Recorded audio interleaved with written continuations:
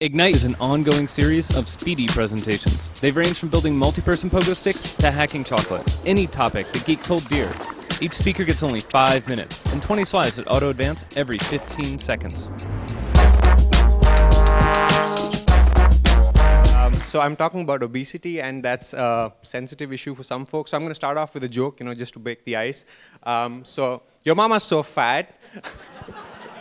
No, I'm actually going to finish it. So your mama's so fat that when she goes on a diet, she ate Jenny and Craig. All right, so jumping into my introduction real quick. My name is Jiten Chabra. I work at Georgia Tech, and I work in the dining halls there as a staff researcher, and everybody there calls me Dr. J. Now, I have been thinking about the problem of obesity for a really, really long time. I thought about it for 7 years in medical school, and I thought about it for the last 3 years researching it here at Georgia Tech. And before that, for 10 years, I was just like a really fat kid, so I thought about it a lot. Right, so before I jump in, so let me just tell you a little bit about the two kinds of doctors that you meet in training in medical school. So there are doctors who believe everything that they're told, and they give out the same advice, and there are doctors who take stuff with a pinch of salt, and I happen to be the latter category. So when they told me in medical school that obesity is a huge problem, I believed them. The numbers are out there. It's not that China and Russia don't have fat people. It's just not on this chart. All right, so when they told me in physiology that it's pretty straightforward, when you eat something, it goes into the intestine, and there are sodium-potassium channels, and they transfer the nutrients into the bloodstream, I believe them. There's empirical evidence for that.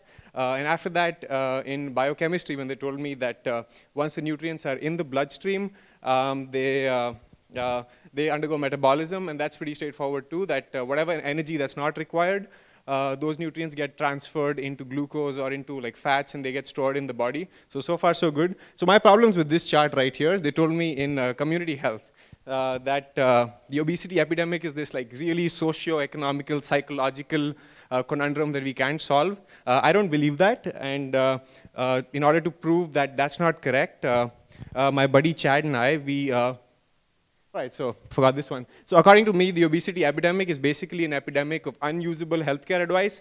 The kind that you get from your doctor, like, you're fat and you need to lose some weight, and like, you already know that stuff. Like, everybody knows that stuff. What's the point of that advice, right?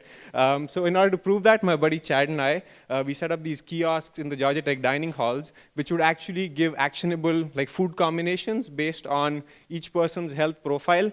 And obviously, it wasn't surprising for us when we found that most of the people, when they were given a choice between just tasty food and tasty and healthy food, actually picked the food that was tasty and healthy. In fact, in our National Science Foundation sponsored study, we found that about 75% of the folks actually did choose the alternative advice that was presented to them at the kiosk, and we published a couple of papers on that. Right, so I mean, so it's not all that simple, right? So what is it that makes choosing what to eat like really hard? So according to me, the problem is that when you eat something, you're actually like literally processing a lot of information.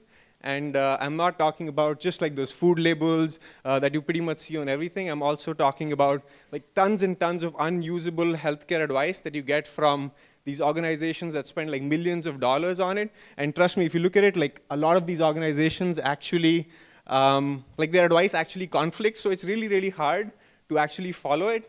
And so that's, I mean, if you imagine yourself at a restaurant, and the restaurant has like an average of 75 items, for any normal person who has about 5 minutes to order at the restaurant, my wife's not included in this, there are about like 2 Google combinations to find the perfect combination for yourself. So it's really hard. It's not that simple of a problem.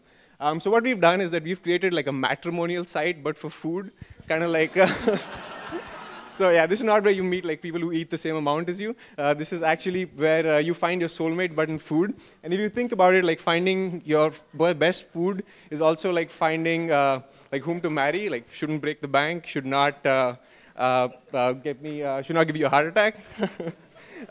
So it's really quite simple. We've created a platform called Usable Health where you key in what you're about to order at a restaurant, and it gives you a bunch of recommendations from the same restaurant It's just like food combinations, does the math for you. And these combinations are really personalized according to your disease condition, according to your health profile.